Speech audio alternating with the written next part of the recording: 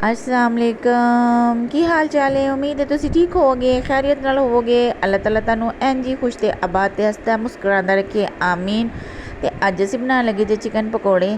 साढ़े घर आना सी इक परौह्नी ने, ते असीं सोचेआ कि बजट भी कायम रवे ते पकौड़े भी बन जाते, चस्का भी लग जाए। असीं सोचेआ कि घर च ही रह के पकौड़े बना लैने आं। ते मैं 1 किलो चिकन लिया जे, ओनू मैं चिकन टिक्का मसाला ला के थोड़ी जिहा मर्चां पाइयां, थोड़ा जिहा लून अपने कोलों पाया, ते नाल ही असीं सिरका ला के ते ओनू जेह्ड़ा 1 घंटे वास्ते रख दित्ता।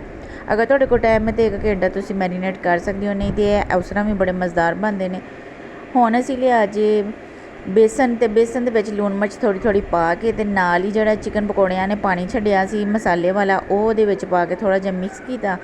ते फिर असीं इहनू मक्खियां, तुसीं वेंदे होवोगे मक्खियां साढ़े घर बहुत ने। हाँ, असीं ना, मैं पिंड आई होई आं, ते मेरी अम्मी दे घर दे नाल वेलियां ने, ते असीं गांव दे विच जेह्ड़ा ऐ मवेशी वगैरा होंदे ने, ते उत्ते गंद दी वजह तो बड़ियां ज़्यादा मक्खियां साढ़े घर आंदियां ने, मूँह दे विच वड़ वड़ बैंदियां। ते मैं ते बड़ी मुश्कल नाल कुकिंग करनी आं, ते मैं बड़ी अक्की होई आं कि हाँ, मैं बड़ी अक्की होई आं कि एह्दे ते बंदा खा पका भी नहीं सकदा। तुसीं की करो, इन्नी ज़्यादा असीं स्प्रे करने आं, ते पर ना जी, अगर तुहाडे कोल कोई है भी आइडिया कि पका दित्तियां जान, किस तरह इन्हां तो जान छुटाई जाए, तो तुसीं मैनूं दस दो।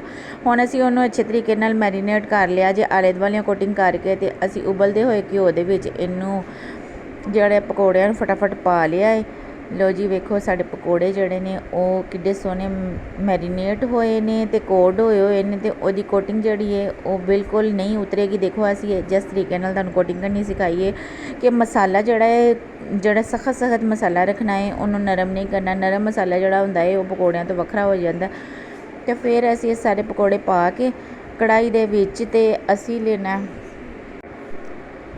सारे पकौड़े, किलो दे किलो पकौड़े मैं इहदे विच पा ले ने, ते असीं दित्ता इनू ढक। असीं इनू 10 मिनट ढक के रखांगे। ए वेखो पकौड़ियां साढ़ियां दी शक्ल बिल्कुल बाजार वाली है ना। ते असीं इन्हां नूं फिर साइडां चेंज करके, ते इन्हां नूं 5 मिनट होर पकावांगे तेज़ अग्ग दे उत्ते। हल्की अग्ग दे उत्ते नहीं पकाना। 5 मिनट पका लिया ते साढ़े पकौड़े त्यार ने। उम्मीद है तुहानूं पसंद आए।